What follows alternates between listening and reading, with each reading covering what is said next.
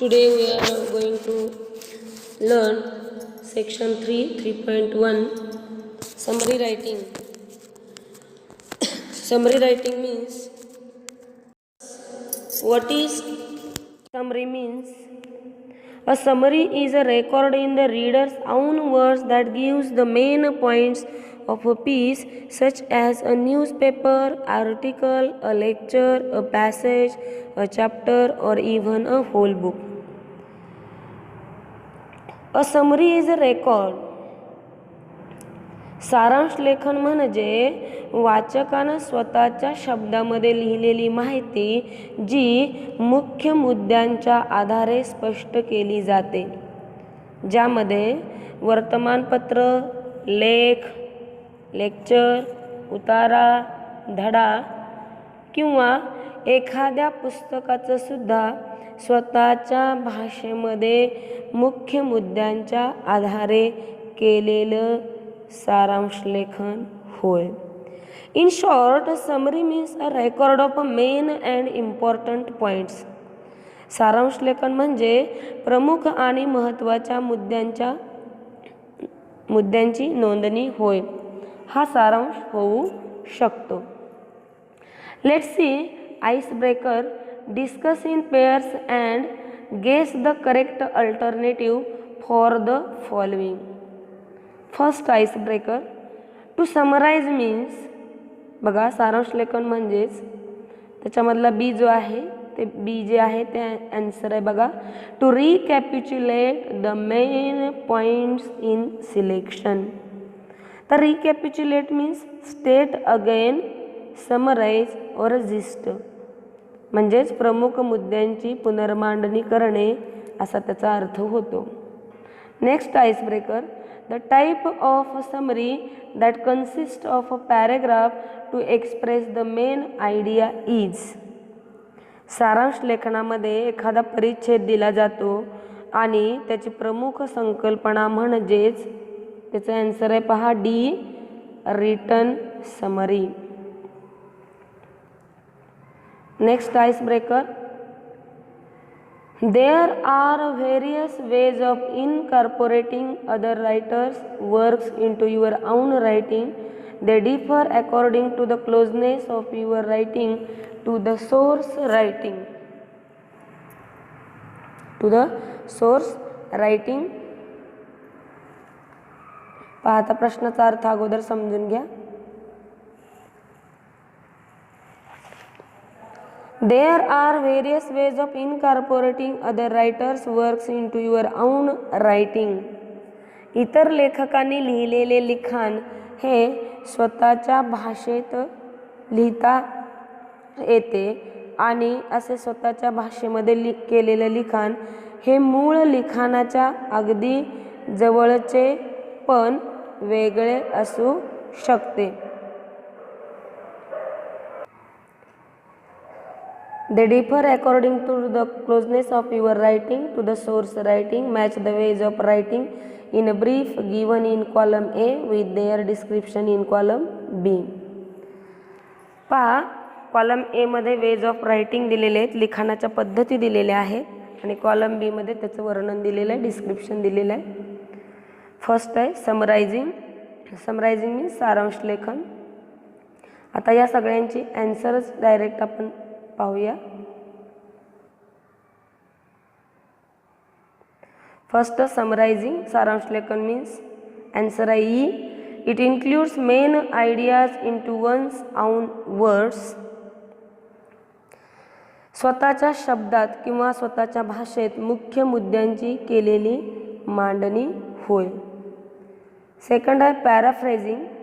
पॅराफ्रेझिंग means आशय लिहिणे. Answer आहे D. It includes taking broader segment of the source and condensing it slightly. एखादा विस्तृत विषय घेणं, त्याचं लिखाण घेणं म्हणजेच आशय लिहिणे होय. Precious writing. आन्सर आहे A. It includes not just the main idea but every detailed expressed clearly and to the point. तर प्रेसिज रायटिंग मीन्स गोषवारा लिहिणे. याच्यामध्ये मुख्य मुद्द्यांबरोबरच इतर मुद्द्यांचं सुद्धा स्पष्टीकरण, मुद्देसूद करणे होय. कोटिंग मीन्स उद्धरण. Answer F. It must be identical to the original and match the document word by word. मूळ लिखाणासारखंच हे लिखाण असतं, त्यातच शब्द न शब्द हा मूळ लिखाणाबरोबर मॅच होत असतो, पण हे लिखाण छोटं असतं. एडिटिंग मीन्स संपादन. Answer B.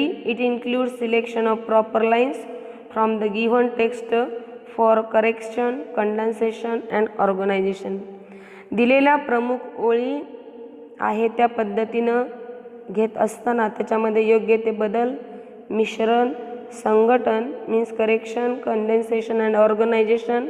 मिश्रण संघटन करणे म्हणजे संपादन होय. And the last one gist writing means मतितार्थ लिहिणे किंवा सार लिहिणे. त्याचाच अर्थ पहा. उत्तर आहे C. It includes the most essential part or the crux of the matter. Gist रायटिंगमध्ये प्रामुख्यानं मुख्य मुद्दे आणि महत्त्वाच्या मुद्द्यांचा समावेश असतो. ओव्हरऑल या सारांश लेखनामध्ये वेज ऑफ रायटिंगमध्ये या सगळ्याचा एकच अर्थ होतो की सारांश लेखन म्हणजेच summarising, paraphrasing, precis writing, quoting, editing, gist writing हे व्हेरियस वेज आहेत आणि याच्यामध्येच मेन पॉईंट्स घेऊन आपल्याला लिखाण करावं लागतं. Now let's know something more about writing skill. Summary writing.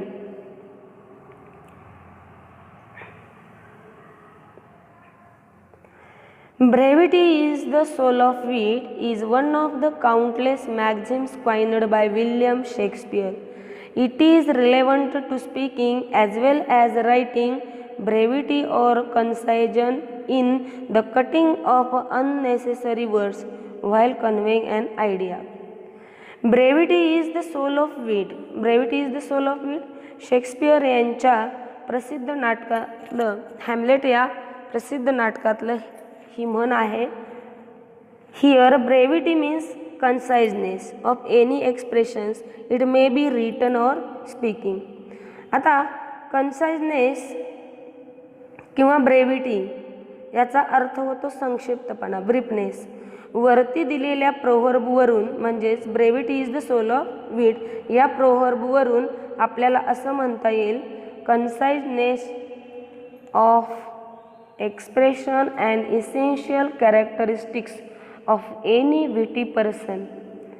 जो इंटेलिजंट पर्सन आहे, जो विजडम आहे, शहाणपण असणारा आहे, तो कन्साइजनेसमध्ये आहे. In short sometime we don't need to over explain it.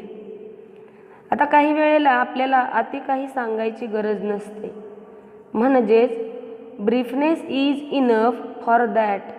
अगदी थोडके, संक्षिप्त.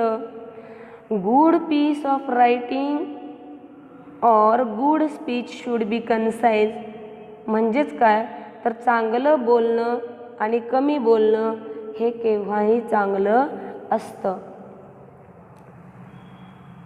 Brevity or concision is the cutting out of unnecessary words while conveying an idea. Unnecessary words cut करणे म्हणजेच brevity the soul of wit असं म्हणता येईल. It aims to enhance communication by eliminating redundancy without omitting important information. Summary writing is one of its a kind that has been described as one of the elementary principles of writing. To speak what is required and to write what is necessary is a requisite towards the development of language skills. It aims to enhance communication. आता M काय आहे बघा, संभाषण याच्यामध्ये उत्तमता आणणे म्हणजेच काय तर नको असलेले शब्द काढून टाकणे. Means cutting out of unnecessary words. म्हणजेच जे महत्त्वाचं आहे तेवढंच लिहायला पाहिजे. आणि भाषा कौशल्य विकसित करण्यासाठी हे खूप महत्त्वाचं आहे. Means to speak what is required and to write what is necessary is a requisite towards the development of language skill. आणि भाषा कौशल्य विकसित करण्यासाठी हे खूप महत्त्वाचं आहे. To express in brief the main points of written word is the summary writing skill and that can be developed by practice. सारांश लेखनासाठी सराव खूप महत्त्वाचा असतो. Practice should be there. म्हणजेच पुढं काय म्हटलंय बघा, summarising has a definite purpose. The purpose of a summary is to give the reader a clear objective picture of the original text. Most importantly the summary is to give the reader a clear objective picture of the original text. Most importantly, the summary restates only the main points of a text or a lecture without giving examples or details such as dates, numbers or statistics. मग आता निरर्थक शब्द बाजूला काढणे हा त्याचा उद्देश असतो सारांश लेखनाचा. मग सारांश लेखन म्हणजे एखाद्या उतार्याची किंवा लेक्चरची पुनर्मांडणी करत असताना फक्त प्रमुख मुद्द्यांची मांडणी करणे होय. आणि समरी रायटिंग ही सुद्धा एक कला आहे. मग समरी रायटिंग करत असताना त्यामध्ये जे सांख्यिकी शब्द येतात, नंबर्स और स्टॅटिस्टिक्स सच ॲज डेट्स, तारखांचा वगैरे उल्लेख असतो, विदाउट गिविंग एक्झाम्पल्स और डिटेल्स टेक्स्ट और लेक्चर, हे ज्या वेळेला असते सांख्यिकी माहिती त्यावेळेला ती माहिती ही वगळून टाकायला पाहिजे किंवा वगळून टाकावी लागते. आता नेक्स्ट पहा, do's of summary writing. Do's of summary writing.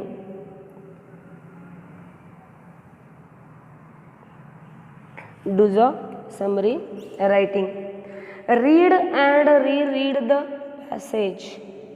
Understand, read the instructions, find exactly what you need to summarize, identify the main idea through the process of asking questions, form short sentences on your own, connect the sentences using linkers, remove redundant words and sentences from the key sentences, omit details, avoid your own interpretation. आता do's of summary writing. Summary writing लिहित असताना काय लक्षात ठेवायला पाहिजे, कोणते मुद्दे लक्षात ठेवायला पाहिजे तर पहा, दिलेला उतारा 2 वेळा वाचा. Means read and read the passage. त्याच्यानंतर दुसरा मुद्दा आहे अंडरस्टँड, त्यातील आशय समजून घ्या. रीड द इन्स्ट्रक्शन्स, सूचना काळजीपूर्वक वाचा. Find exactly what you need to summarize, आपल्याला नेमका कशाचा सारांश घ्यायचा आहे ते शोधा. स्वतःला प्रश्न विचारून मुख्य कल्पना जाणून घ्या. स्वतःची छोटी वाक्य तयार करा. Means form short sentences on your own. Next connect the sentences using linkers, वाक्य संदर्भानुसार जोडून लिहा. अनावश्यक शब्द व वाक्य काढून टाका. विस्तृत माहिती व संख्यात्मक माहिती काढून टाका. आणि सगळ्यात महत्त्वाचं, अवॉइड युअर ओन इंटरप्रिटेशन, स्वतःचे स्पष्टीकरण देणे टाळा. Don'ts of summary writing. Don'ts of summary writing. Don't, first point आहे इन्क्ल्यूड, समाविष्ट करणे. एक्सक्ल्यूड, वगळणे. ॲड, जोडणे. कमेंट, टिप्पणी देणे. अँड गिव्ह एक्झाम्पल्स, उदाहरणे देणे. आता कोणत्या गोष्टी करू नयेत, सारांश लेखन लिहित असताना कोणत्या गोष्टी टाळायच्या आहेत. इन्क्ल्यूड, समाविष्ट करणे, मनानंच उगीच कोणतेही मुद्दे जोडायचे नाहीत. एक्सक्ल्यूड, वगळणे. जे की पॉईंट दिलेले आहेत त्यातले कोणताही महत्त्वाचा मुद्दा वगळायचा नाही. ॲड कोणताही जादा मुद्दा त्याच्यामध्ये जोडायचा नाही. कमेंट उगीचच टिप्पणी देत बसायचं नाही. अँड गिव्ह एक्झाम्पल्स उदाहरणे देणं टाळायचं. Use the following steps for summary writing. आता सारांश लेखनाचे काही टप्पे दिलेले आहेत बघा. Step 1 read the article twice. Step number 2 ask questions about the purpose of writing. Step number 3 identify the main idea. Write the first draft. Step number 5 revise your first draft and edit it. And step number 6 write the final draft. आता कोणते सारांश लेखनाचे टप्पे बघा. Step number 1 read the article twice. दिलेला उतारा किंवा लेख दोनदा वाचा. लिहिण्याच्या उद्देशाबद्दल प्रश्न विचारा. Means ask questions about the purpose of writing. Step number 3 identify the main idea. मुख्य कल्पना ओळखा. Then next step write the draft. First draft पहिला मसुदा किंवा आराखडा तयार करा. Revise your first draft and edit it. पहिल्या आराखड्यात सुधारणा करा आणि तो एडिट करा. And the last one write the final draft. अंतिम आराखडा किंवा माहिती लिहा.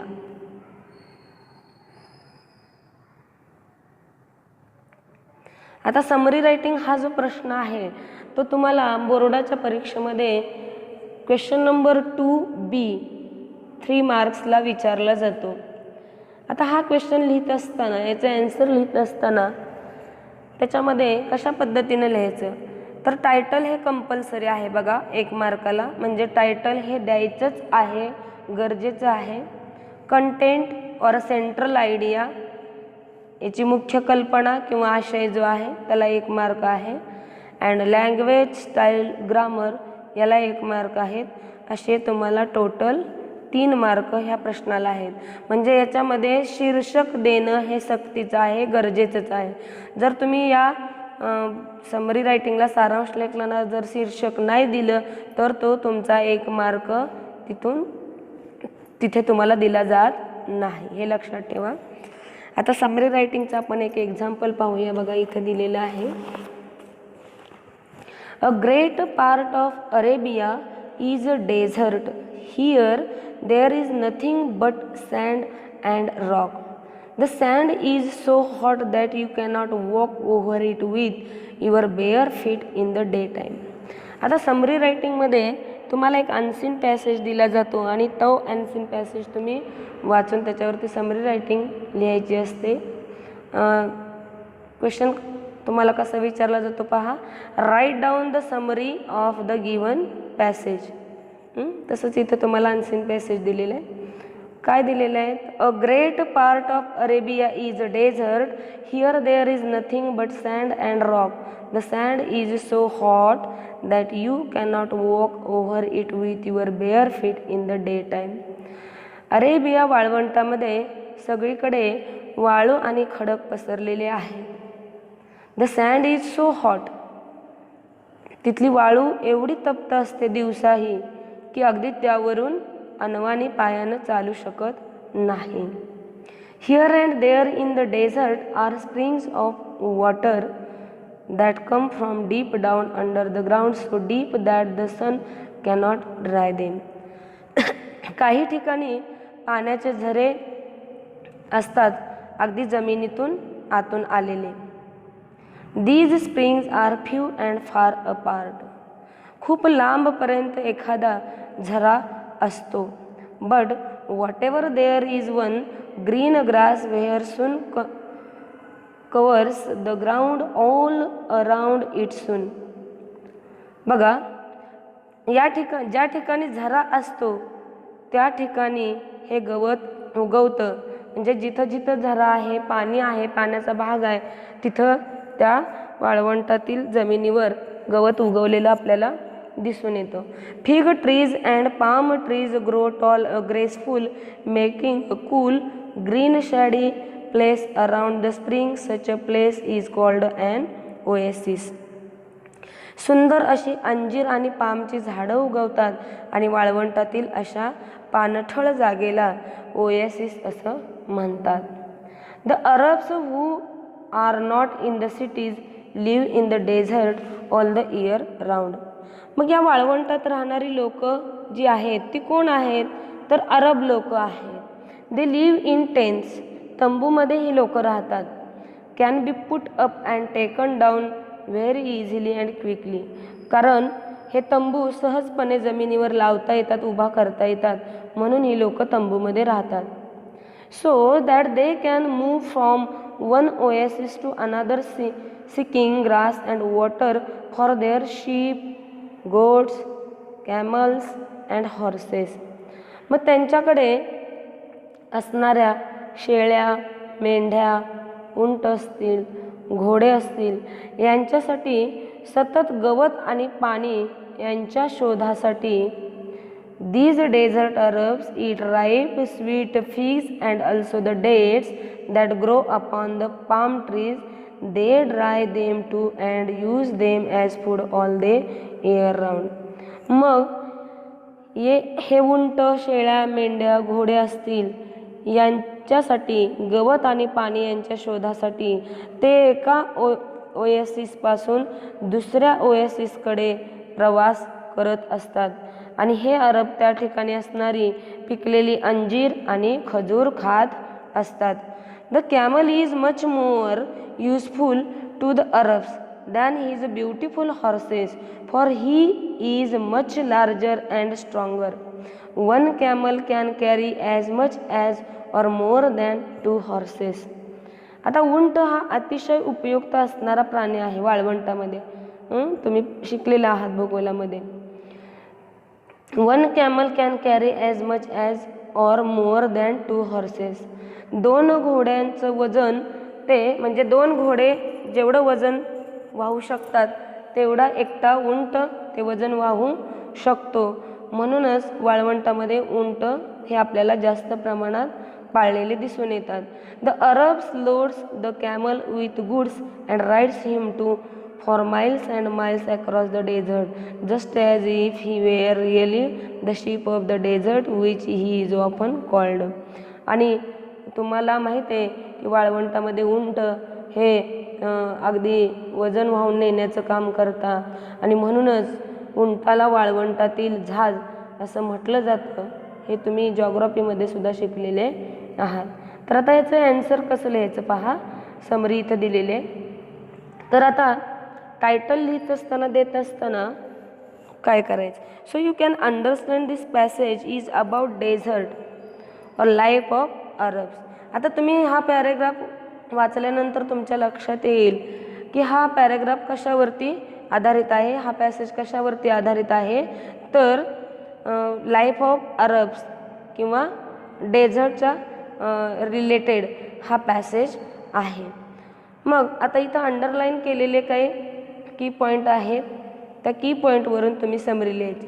तर आता समरी कशी लिहिलेली आहे पहा आणि टायटल काय दिलेलं आहे. तर टायटल त्याच्याशी रिलेटेडच दिले, द लाईफ ऑफ अरब्स. अरब लोकांचं वाळवंटातील जीवन कसं असतं ते इथं सांगितलेलं आहे आणि म्हणूनच हे शीर्षक इथं योग्य असं ठरेल. A great part of Arabia is desert which is full of sand and rock. पहा पहिल्या ओळीला इथं अंडरलाईन केलेली आहे आणि सँड अँड रॉकला. तर हे दोन्ही वाक्य कशी जोडलेली आहेत, विच इज या शब्दांनी जोडलेले आहेत आपल्याला बघायला मिळतील. तसेच बाकीचे सुद्धा लिहायचे आहेत. There are springs of water with. आता विथ हा शब्द जोडून काय लिहिलेलं आहे बघा, springs of water with green grass, fig trees and palm trees all around. Such a place is called an oasis. The Arabs live in desert. They live in tents and eat ripe sweet figs and dates. Camel is useful to them to carry loads and to ride across the desert and is called the sheep of the desert. तर अशा पद्धतीने तुम्ही short summary लिहू शकता आणि ह्याला शीर्षकसुद्धा हे तुम्ही कंपल्सरी द्यायचं आहे. तर इथं समरी रायटिंग हा टॉपिक खूप सोपा आहे.